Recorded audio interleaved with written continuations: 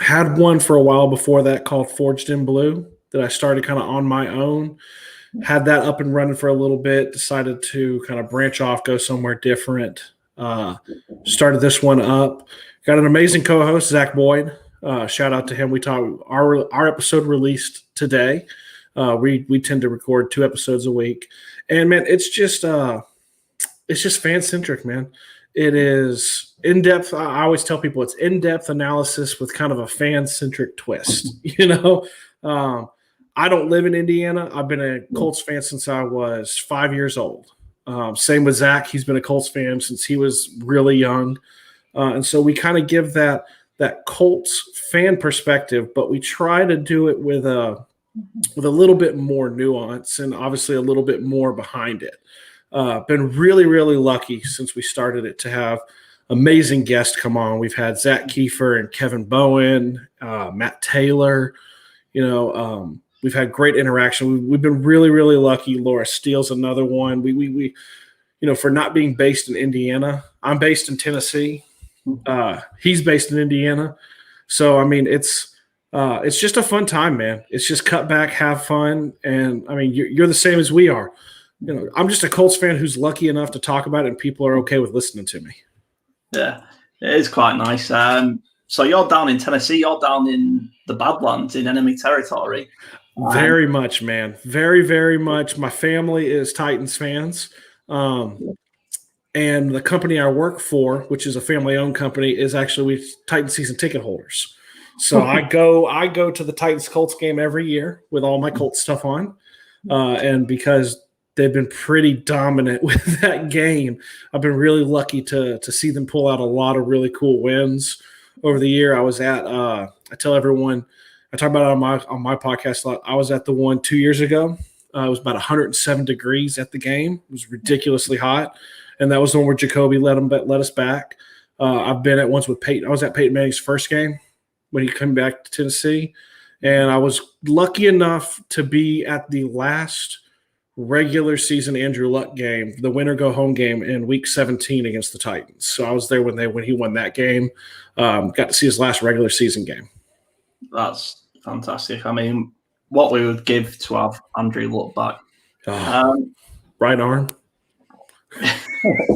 We all give a bit of our buddy just to have Andrew Luck back, and we can make a Frankenstein's monster. But brings us on nicely to expectations for the season, and the big move of the season was Carson Wentz. Mm-hmm. Did you? I mean, there was obviously talks beforehand, but did you really see this coming? Considering how Chris Ballard believes in his own players. So it's interesting. So I started my podcast back in December and the very beginning of it, and kind of trucked through the last 4 weeks of the season and obviously into the off season. And that was a huge topic of conversation in the beginning. I've always done a lot with fan questions, with social media involvement. And that was a really big topic because once he got benched, there was a lot of questions of he's going to want out. And I was kind of, I may have been a little different. I was a big proponent of it. I'm really excited, as you can tell, because I've got, that's for those who don't know, that's Carson Wentz's foundation, AO1. And I mean, I was going to be surprised if he gave up a lot, but he didn't really. I mean, it's a great price. This year's 3, next year's probably, I think as Colts fans, we all hope it's a 1 because that means Carson's playing really well. But I mean, I've got good expectations. We did a preview show for our one this time. And I mean, I like it. He has a really, really good, you hear him talk. He has a really strong bond with Frank Reich on the field, but also an extremely tight bond with him off the field. So, I mean, I was surprised a little, but at the same time, I was way more shocked when Phillip Rivers retired. I didn't see that coming. I was working from home that day, and it popped up on my TV, and I was kind of stunned. I thought he was coming back one more year. Mm-hmm. I mean, yeah, considering getting to know Phillip Rivers over the years of playing against us and knocking us out of playoffs at enough time, to him playing for us, the competitiveness in him, I just really didn't see him retiring. It was quite a big shock. obviously the second big retirement that shocked us all. What are you talking about? But no. Then we come into the draft. A lot of people saying the Colts just can't work the magic this year because there's too many gaps to fill in this roster. Chris Ballard somehow manages to work his magic again.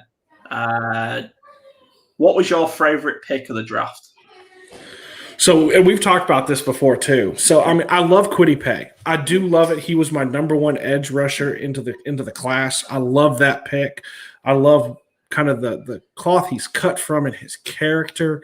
But if you're asking me, I'm really excited about Kylan Grayson. I think that's a really solid pick. I think he's going to actually be one of the few players from this draft that is going to make some noise this year. And then I'm on an island sometimes. I really like Dio. I really like Dio Adengbo, but I don't know how much he sees the field. You know, he has the same energy. He has the same injury that Eric Fisher has. You know, and a fun stat we threw out there was they actually both tore their Achilles on the same day. So their timetable is exactly the same. So it's really interesting with that. But I mean, my favorite, kind of just like off the wall, I love Michael Strong. He's that late round pick. He's probably going to be practice squad. You can't teach someone to be 6'5" and run a 4.4. He was dominant in Division II. He's done interviews and said that he was offered the chance to transfer out of Charleston and go to a Division I school. He chose not to. I related him a little to Deion Kane. I think it's someone that they like, you know, that they want to develop, but he's not. I mean, you watch it with the next pick, and Ballard is even telling him, "You have a lot of work to do." So, I mean, I say all that. I like name all the picks, but I mean, at the same time, probably the one I'm most excited about this year is Kylan Grayson, just because of the way the tight end operates in the offense, the way Reich likes to use him, and then you watch his games at SMU, and he just oozes talent. So I mean, I'm excited. That's probably my favorite pick. Yeah, I mean, Kwity Paye would be easy to say is your favorite pick, obviously, for a reason. But I think the big shock there was that he fell to us at 21. I didn't expect him to be there at 21. And then just things started falling into place, and I couldn't believe, you know, all of a sudden the draft was worth staying up for that night because it's on about 4 a.m. here. I was going to say yours is early for you to pull that, man. I thought I had a tough time. We did the No Horsing Around as part of the Lounge Room Network here, and we did a live stream, 4.5 hour live stream, and I thought I had it tough, man. I couldn't have done a live stream and done it at 4 a.m. But yeah, it's interesting. You say the thing I noticed about Granton or Kyle is that when you watch his tape, he's just so explosive to watch. And that's rare to see from a tight end. You know, you can see a tight end blitz off a linebacker any day of the week. That's their specialty. But this guy is just blowing past people like the nothing. And for me, that's what really makes him an exciting pick to watch. Talking about re-signing players, the big re-signings, obviously, Xavier Rhodes and T.Y. Hilton. Did you expect Chris to get both of these done? So it's odd. So I know you had a former guest come on, Rashad McGinnis, from the Blue Stable. That is my former co-host and one of my good friends. Yeah. And we were working together at that time during the whole hashtag Bring TY Home and all of that. And so we had a little bit of information from some sources that are connected with the Blue Stable that they were working on it. I felt more confident with TY than I did with Xavier Rhodes. I thought Xavier Rhodes would get bigger money. It's just Ballard, man. I'm shocked sometimes that he's able to do the things that he does and the ability to bring them both back. I mean, it stinks. We talk about it now, me and Zach too, that there are a lot of one-year deals, so you're going to kind of feel like you're in the same boat again next year on do you bring TY back? do you bring Xavier Rhodes back? Where we kind of sit with it. I mean, the thing that I admire the most with Ballard is that he gives them a number. Hey, I'm going to pay you $9 million. Go see if you can get more. And if they get more, he's okay. He's happy for them. And if they don't, then they come back. And that seemed like that was Xavier Rhodes. TY, from the stuff that I've read and seen, it seems like that pushed to the brink, and Irsay had to get involved a little bit and say, hey, well, just make it happen. Throwing, as he called it, what did he call it? Sweetener. Throwing a little extra sweetener so he'll come back. Yeah.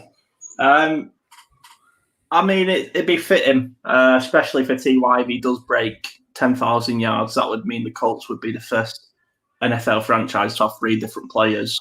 And I love that stat, man. I've said that so many times. I love that stat. That is fantastic, So I think it was due diligence that we brought TY back. Was you rooting? I know you said you had a bit of inside info, but was you rooting for one more than the other? It's tough.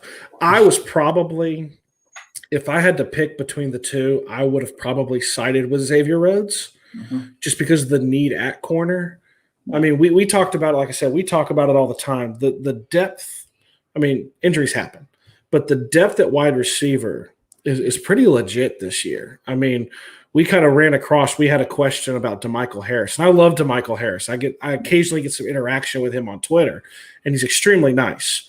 But we started looking over, and you got Hilton and Pittman and Pascal and Paris Campbell, and then you've got Patman from last year who they like, and then you've got Strawn who I like. They're really deep at wide receiver, and so the only reason I would have thought initially was kind of maybe a safety blanket, someone for Carson to feel comfortable with, and at the same time, TY knowing, hey, I've got a quarterback now. Like, I got a quarterback who can drop back and he can chuck the ball to me as deep as he's not going to overthrow. He can't overthrow me is probably what he thinks.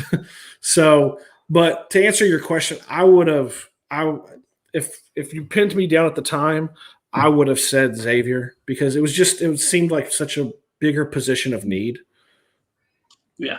I mean, TY, he didn't have a T.Y. Hilton year last year. That's mainly because Phillip Rivers likes to spread the love. He likes playing throwing to different receivers. That's just his style. The last time we saw T.Y. Hilton with a better than average quarterback, and that's being very harsh in Andrew Luck, we saw a magical connection. It was like back to the Manning days. Do you think we can reignite that spark out of T.Y. Hilton and get that MVP level character that he can be? I do, man. I was talking to somebody about it the other day, and I said that, obviously as podcasters, we make bold, hot take predictions all the time. But I mean, I said, I think T.Y. Hilton's going to have over 1,000 yards and maybe 10 touchdowns. I think he's going to have a big year, because I think we're going to, like you said, we're going to go back to him getting these chunk plays. So like you go 2 years ago, Jacoby, and I love Jacoby Brissett, but he wasn't accurate. He couldn't get the ball into those spaces. He had an amazing arm. He had but not the accuracy. Then you kind of go last year, you have the extreme accuracy, but not the strength to get it down the field. You have that with Carson now. Carson's got one of the biggest arms in the NFL. I mean, I'm really excited to see it. I think it's a comeback season. I don't know if he comes back next year, especially if he has a big year, because he's going to want maybe one final payday.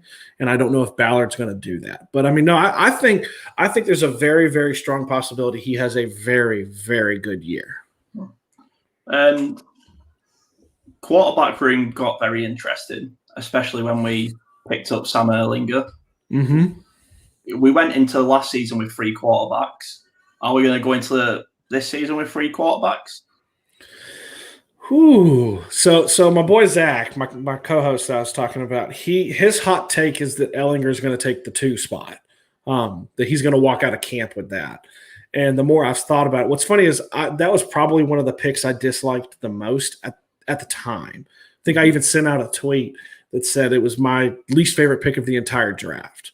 But I've done a little more, and I've come around. Zach's talked to me. I mean, I talk to him almost every day, and he's talked to me a lot. And I've come around because his style's similar to Carson Wentz as opposed to Jacob Eason. Mm-hmm. I think we carry 3. I think we carry 2. I think one they're gonna put one on the practice squad. The interesting take that we've had is that if Eason had legitimately locked up the 2, you wouldn't draft a quarterback. You probably bring in, like Zach calls them, soft body quarterbacks, like a Blake Bortles, Tyler Heineke, but he got paid. But like a quarterback like that is who you bring in, not someone to push, which leads us to kind of think that Eason's not maybe quite ready to take the 2. Now it's interesting because as of right now with them in minicamp, he's taking all first team snaps, because the report that I read today, I think, is that there's Carson's sick. I think they're thinking it's the flu, possibly. It's not COVID. But so he's not playing. So Eason's taking all first team reps. I don't know. I could see Ellinger. I mean, the way Ballard talked about him after the draft was very, very different than how he talked about Eason last year.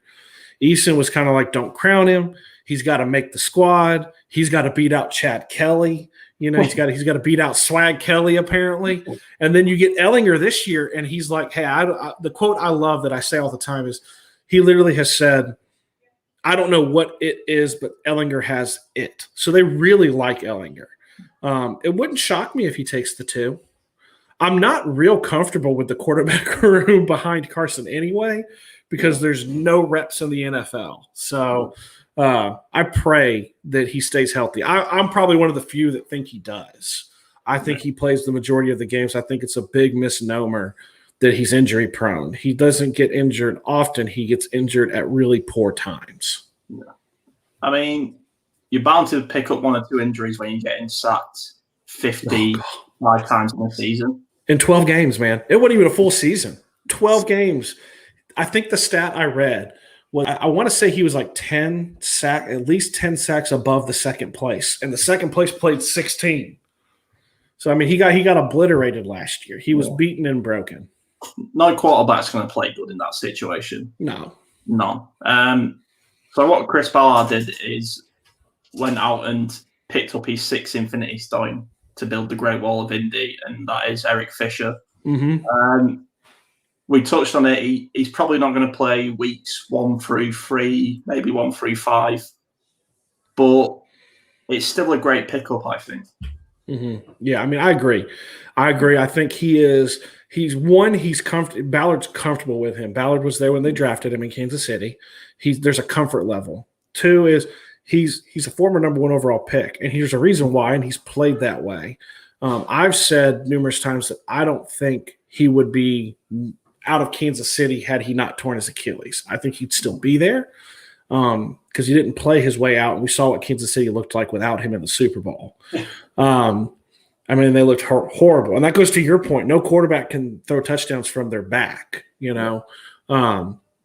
But I love the pickup. I've heard – so the interesting thing for me is that I've heard everything from he got this new procedure done. This is the newest thing I've heard. There's some new procedure with the Achilles that puts him back active by the end of July. Now, that doesn't mean, Zach has said this before, that doesn't mean he's playing. We like to tell our listeners, just because he's back, he could be back and not be practicing for 4 weeks. And then finally he could be ready to go and actually playing by week 10. My number, I'm more close to you. I think I'd be shocked if we had him the first 4 games. I don't think they rush him. And then you've got the report now, too, that says they've had conversations. Hey, if you get back fully healthy, you look good. We'll look to hook you up with a long-term deal. So they're not going to rush him. But when he comes back, man, I'm telling you. We were talking. I mean, that old line is just nasty. And you put him there. You've got Glow. Obviously you've got Quentin Nelson, who is the baddest man on the planet. Obviously I joke with people. I've got my King of the Hog shirt on right now with him. I mean, it's a nasty line. And Carson's never played behind a line that looks like this. Yeah. Has any quarterback played behind a line that looks just like this? Like Ryan Kelly center, Mark, Braden, Quentin. I think there was no nobody picked lower than pick 37 overall, which was Braden Smith in the second round, who is probably the best right tackle in the entire NFL. Yeah, it's just a crazy exciting time to be a Colts fan. We've been through so much crap recently with Andrew Luck, and I don't even want to go through the list of quarterbacks that I've watched play in the Colts shirt. No. I mean, it's we talked about it last night. I get a big beef when it comes to people talking bad about Frank Reich. I got an issue with that. I quote his stat all the time. He's 28-20 as a head coach. He's been to the playoffs 2 of his 3 years, and he's had 3 different starting quarterbacks. I mean, and even with the one with Jacoby, who, like I said, I love Jacoby. I think he has elite leadership skills. But even then, they were fighting for a playoff spot right to the last week. They were right there for it. But man, I mean, yeah, that O-line, as a Colts fan, you sit there and you go, man, if only we had started this earlier, what would it look like? It's PTSD, man. That's where you go from having an RHM GM in Ryan Grigson to actually having a talented GM in Chris Ballard. Just the transformation in culture, in ethics, in just the way the team plays. And it's not about building superstars. It's not about getting the shiniest toy out of the garage and running it into the ground. It's about building a team.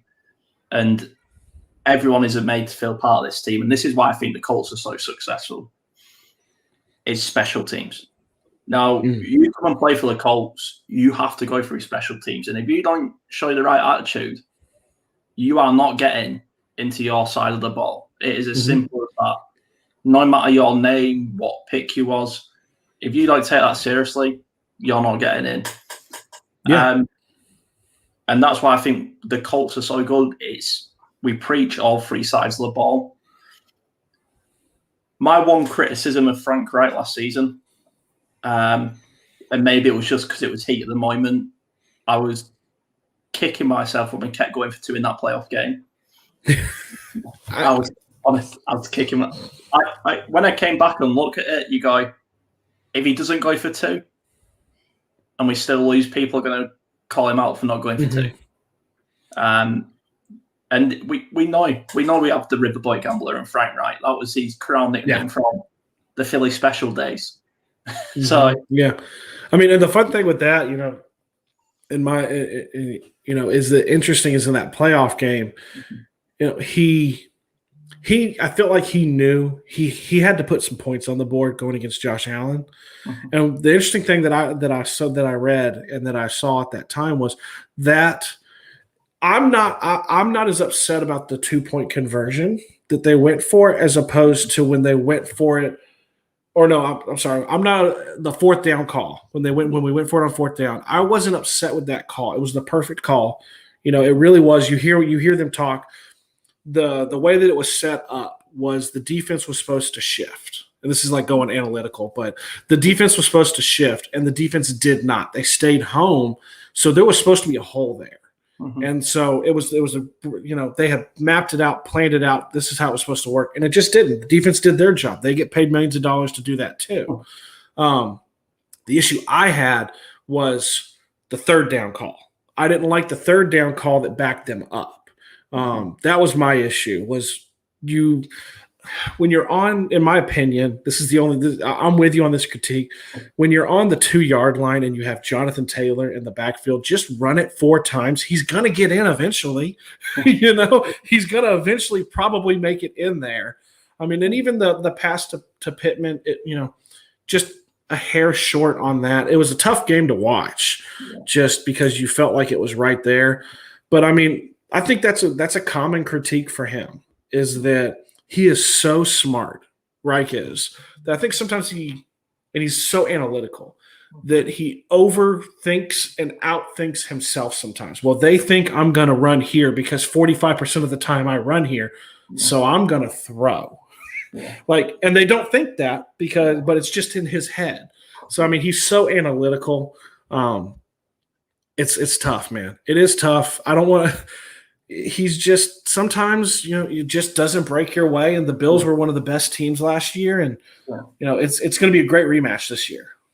And the toe taps they got, the bounce of the ball just fell for them. That 19-yard when Josh Allen fumbled it. And it was just there. And then it's just one of them crazy things. It is.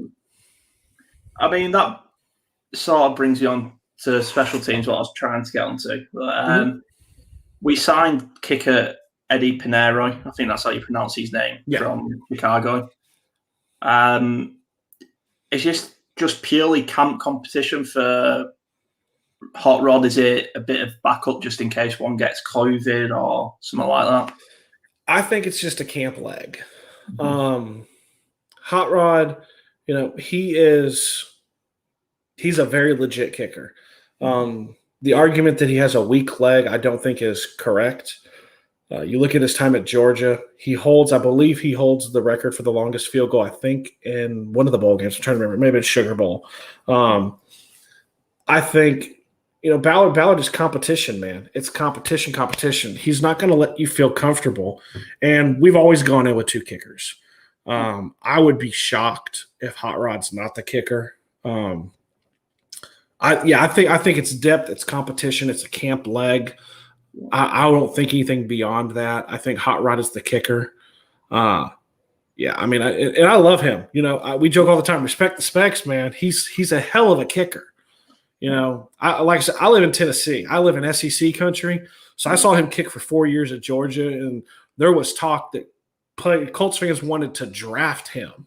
That's how much they liked him when he was coming out. I mean, we talk about him, and he's built this crazy cult following, pun intended. Yes. That, this guy's building Legos the night before the playoffs with his girlfriend. And they're just, he's got an Instagram page for his little Lego characters. There's just something ridiculously out there. But does he not fit special teams for the Colts when you think about it, though? I mean, who are we known for with special teams? It's Pat McAfee, man. And Pat McAfee is the most insane. I mean, Pat McAfee roasts his own show, and he flies every Friday now for Friday Night SmackDown and announces it. He wrestles, he does commentary. It's what our special teams is just. It's the epitome, for lack of a better way of saying hokey wise. It is special. There are just special people there. I love him. I love Pat. Pat's one of my favorite players of all time. I love Pat McAfee. He's one bad action movie away from being the next Rock. So I don't know if he would say that. I don't know.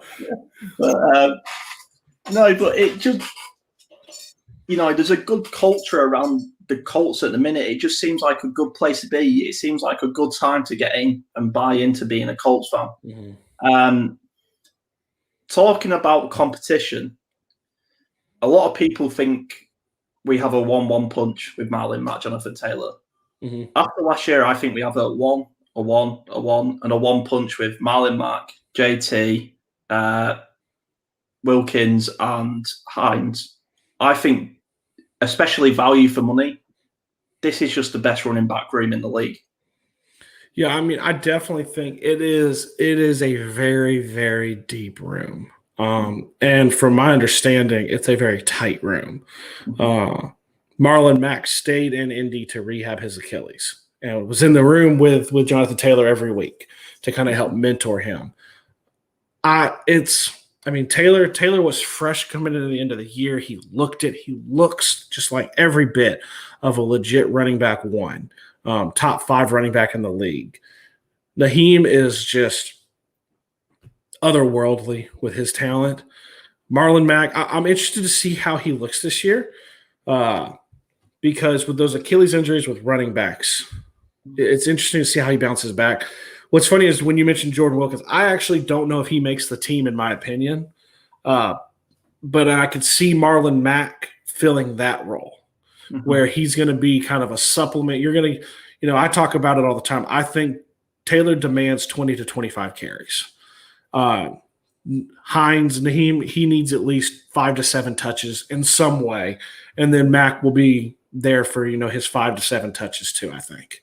But man, it is a deep room. And it's so different as a Colts fan to see that, to see your team built on defense, O-line, and running, when for 20 years it's Peyton Manning flinging the ball around and everyone calls you finesse. I tell people all the time, my favorite player of all time is Bob Sanders, because at the time the Colts were considered a finesse team, and he came in. He said, "I'm going to hit you in the face, and I'll break my face. I'll break my own body doing it." So. I mean, to go back, sometimes I go down rabbit holes, so I'm sorry. But to go back, the running back room is just – it may not – Jonathan Taylor may not be the best running back in the NFL, but it is – I agree with you. I think it's the best running back room. It's so deep. Yeah. You brung up a good player there, a good player that's very hard, an extremely talented player in Bob Sanders. Undersized by many, underthought by many, and very underrated by many. We picked up someone very recently who I think is the prototypical Bob Sanders players in Julian Blackman. I think this kid is a stud. And like you say, he brings that sort of, you're going to have to hold onto that ball with 3 arms if you can do, because he is going to knock it. Back to week 1. He hits that hard. What do you see for this defense? Is it going to be a typical Matt Eberflus inverted Tampa 2, or is it going to be a smash mouth team? I think it's still going to be Eberflus's defense. I think he has learned over the last couple of years to incorporate a little bit more. Less bend, don't break, more he's going to come at you. I think he has the horses now more than ever to really get at you, because the key to the Tampa 2, like you said, is that you have to get pressure with the front 4. You don't want to rush other players. And now you kind of got that ability, hopefully. We'll see what Quiddy does.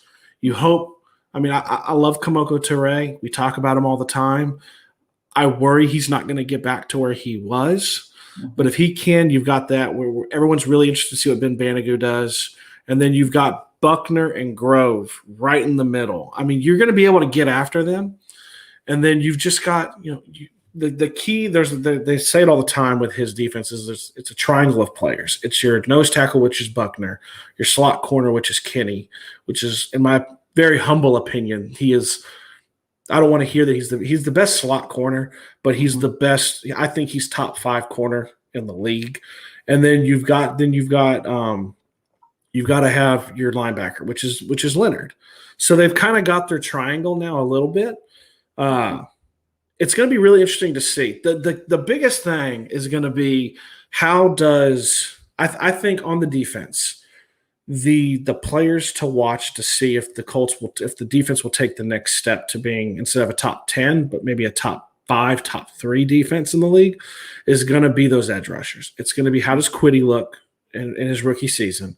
How does Kamoko finally come all the way back? And does Banigou even break the day, the dang day roster? Does he even play? Because that was the one key that was missing. Was the ability to get to the quarterback and put him down. I think Buckner had maybe led the league in quarterback hits, but he didn't have a ton of sacks. So I think that's going to be really, really key. I've told people I don't think Eberflus is probably here after next year. I think there's a really strong possibility he's going to be a head coach somewhere. And I think that's probably a lot on the coaching staff. There's several coaches that I really, really like. And that's an easy thing to forget as a Colts fan too, is not only did you got a new quarterback, you got some new players. Like there was a lot of scuttle in the very beginning of the offseason where we lost a lot of coaches, and they filled it really nicely, really quickly, and really quietly too. Yeah, we can talk a bit about that. Obviously, Marcus Brady stepped up in replace of Nick. I don't know all of them, but I'd say that was the main one of the offseason. I mean, again, it's about this Chris Bella culture that he's built of you pay your own and you get it returned in favors when it comes to game time. You trust your guys to go and win you the game. Yeah. Well, that's what I love too. You mentioned it earlier when you were talking about the culture. Is there's a lot of people who don't, Colts fans know who they are, but a really key person in that is Brian Decker. Colts fans know who he is. Yeah. Outside of it, you really don't. The former Green Beret, the guy who does the character test, and they don't draft. They don't draft players that they don't feel meet their character needs. And it's important to know that when they say those things, they're not just talking about off the field. They're really big on, do they want to work? Can you coach them hard? Will they take hard coaching well? So, I mean, there's so much behind the scenes stuff when it comes to it that it's such a cohesive team of players and team of coaches. And it's going to be really interesting, I think, in the next few years, because not only do I think there are coaches on the staff that have a real possibility of being head coaches. Matt Eberflus. I love Marcus Brady. I think he's going to be amazing. He could be one. And then you flip it over into the front office. Dodd, I'm shocked he's still here. Yeah. Morocco Brown is another one that was getting interviews this year, and he's a scout, and he was getting interviews for GM jobs. I'm going to be really surprised if we don't lose players. And I'm trying to remember. I think I was talking to Zach Kiefer, and he even said too, I've never seen a coaching staff get pillaged the way the Colts were and not had won the Super Bowl. Most of the time it's those Super Bowl winning teams that their coaching staff just gets picked over. And man, it was now part of that Sirianni taking a job. He wants players, he wants coaches he's comfortable with. So it's going to be really interesting to see. I mean, I love the culture. I'm proud to be a Colts fan. It's always nice to support a team where you're not seeing your players in the headlines for the wrong things, but the right things, like the kick the stigma with what they're doing right now. And I don't care what anybody says. I get tired. I'm on a soapbox for a second, but I get so tired of hearing people badmouth Jim Irsay. I think he's one of the best people. I think he's one of the best owners. He puts his money where his mouth is for the product on the field, but he also does so much. I mean, people don't know with the kick the stigma, they raised $2 million and Irsay cut another $2 million check to make it $4 million. I mean, he just did that. And then if you follow Jim Irsay on Twitter during the season, he does Abby's hat picks. And they did a whole story where they followed these people. He sent people to the Super Bowl. He gave them like $5,000 gift cards to local restaurants. He's a great guy. I think he gets a bad rap because he made one mistake several years ago, and people stay on that. And he's quirky. I mean, the guy spent millions of dollars on like John Lennon's guitar. Yeah. But I mean, he's the culture of being a Colts fan. I mean, you can't describe it. It's a tight-knit community. And we support the team, Yeah. I mean, it is interesting you say that because I can't remember if it was just after the playoff loss or it was a couple of days after. But I remember tweeting out it was something like Buffalo may be a great team, but the Colts are a family. And that's generally what it feels like watching these guys. And it's a bit cheesy to say, but it feels like you are with these guys when, every second, you felt every single play in that playoff game. Yeah. When Darius Leonard just absolutely stopped Josh Allen dead in his tracks, you felt the hit. When Rodrigo, he hit the post, you feel the ball. And it's like you say, it's undescribable at the minute because it feels like the stock of the Colts is just skyrocketing up. Yeah, I mean, and a huge chunk of that is just making, as Ursay, making the right decisions to put the right people in place. I mean, like you said, it turned around the moment they hired Ballard. You hire a guy who knows what he's doing, and he has allowed him to go about his plan, and it's working. You know, there are people sometimes who get really frustrated with the fact he doesn't spend money. I'm sorry. He's not going anywhere. Ursay has already said he's going to give him an extension this offseason. You know, he is, in my opinion, he's the best GM in the entire NFL. You can make an argument for Bean up in Buffalo. I think he's really good too. But, I mean, for my money, I got friends who are Bears fans, and they kick themselves every day that the Bears chose Ryan Pace over Chris Ballard. Yeah. So getting towards the end of the show now, I'd like to ask every guest these couple of questions. It's a bit of fun. The first one, you're in the Oklahoma drill. You've got DeForest Buckner on one side. You've got Quentin Nelson on the other side. Who wins that battle? Nelson, because he's dirty sometimes. He's going to go low, man. Man, that's a great one. I'm going to say it's going to be Buckner because I think he's going to sweep his back and knock him down and go over the top of him. But, man, that's like we were talking is week 2. Yeah. Nelson and Aaron Donald. Yeah. I mean, oh, my God. That's going to – I called it Godzilla versus Kong. Like, it's going to be really interesting to watch that. But, no, yeah, I'm going to go Buckner. I think the quickness is going to be the thing in that. Yeah. Also, so you have Peyton Manning and his team, Super Bowl winning team, great team. You have Andrew Luck and the adversity that Andrew Luck faced. If Andrew Luck and Peyton Manning switch positions, switch teams, does the Andrew Luck do better with Peyton Manning's Super Bowl team, or does Peyton Manning do better with Andrew Luck's adversity team? That's a great question. I'm going to go Luck doing better because Peyton, and I love Peyton. Peyton was not mobile. And I don't know what quarterback could have played behind the O-line that we had when Andrew Luck was here. I mean, just the laundry list. I mean, broken ribs, lacerated kidneys. I mean, the kidney injury was equated to a car wreck. The only thing with Peyton that's different, in my opinion, is he gets the ball out. He would get the ball out. He would throw it. He'd throw it away so he wouldn't get hit. And Luck wanted to extend those plays. But the talent, man, on that 2006, you know, the talent that was there, you look now, just look at the Hall of Famers that are part of the team. You know, the GM, the head coach, the quarterback, the running back, both wide receivers are going to go in the Hall of Fame. You know, it's like, man, I would have loved to see it. It would have been really, really – I mean, we got to see Luck play a little with Reggie Wayne. Man, I can't imagine him with Marvin Harrison and Dallas Clark. Oh, whew. Yeah, I would probably go that one just because I would fear for Peyton in regards to not having an O-line. And the last sort of fun question is, what made you become a Colts fan? So, let's see. So I lived in Indiana when I was little. And I loved Jim Harbaugh. Jim Harbaugh and Marshall Faulk were my two of my youth players that I just adored.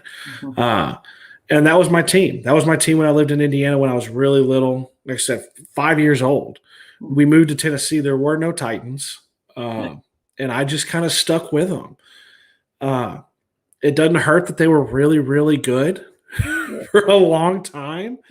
But also just the players, too. The players that they had, you know, from Dwight Freeney and Robert Mathis to just – and to the fun offense. You know, you're winning 14 games a year and you're putting up 35 points at a time when you didn't really do that. So, I mean, it's kind of across the board. You know, I come from a generation, I'm sure you do too, that we latched on to teams, not players. we've had this conversation on No Horsing Around before, to where the generation nowadays is you like a player and you follow them wherever they go. Yeah. LeBron James, you're a Cavs fan, then you're a Heat fan, then you're a Lakers fan, and you don't go through any downtime. I come from the spot where I live and breathe with my Colts, whether they're good or bad. My wife and my kids don't let me overreact too much anymore. They get a little too upset if I think it may have been the Raiders game. I jumped up and I screamed when Jonathan Taylor ran his touchdown in, and I scared my 2-year-old and woke her up. So my wife was like, "We'll cut the TV off if you do it again." So, it's just – there's a pride thing too. That's my team. It's my colors. You're in the UK. You understand it. I'm a huge soccer fan too. So completely outside of, you probably understand that more than anybody with. You bleed those colors, and you don't care how bad or how good they are. They're your colors. What soccer team are you support? So it's gonna sound funny, man. So locally, I'm Nashville SC, which is an MLS team here. I love them. They're in their second year in the league. So I'm gonna sound like an American talking about soccer. I played it growing up. My brother was a big fan. I loved Manchester United when I was a kid. Ryan Giggs is my favorite player of all time. I loved Ryan Giggs. But I so sound like an American trying to talk English Premier League when I say the Manchester United. I want to be cool and be like, I want to be like, Portsmouth or, Norwich City. Just throw out something really random. Leeds United. No one. I will tell you, I got really into a few years ago. I watched Nottingham Forest quite a bit, but that was, and I put the blame on that. Was I watched a movie about Brian Clough. And I thought he was the coolest thing ever watching that. And you linked it together, and they're hard. It's probably the same as you. It's really hard to watch that stuff over here. It's just not there a lot. Premier League is on NBC a lot. But it's tough to watch those lower division ones if you're trying to spot them, because they just don't put them on TV very often.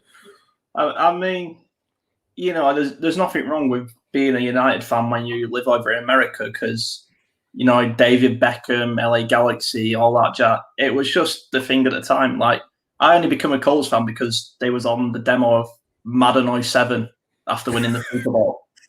Yeah. It's crazy. It was them or the Packers. And I chose the Colts because I played with the Colts, and it's not because they had Peyton Manning. It's because it had Joseph Adai. Oh, there you go, man. Now that's a good name right there. And he was just some random cheat code on that game. And it was a love story ever since.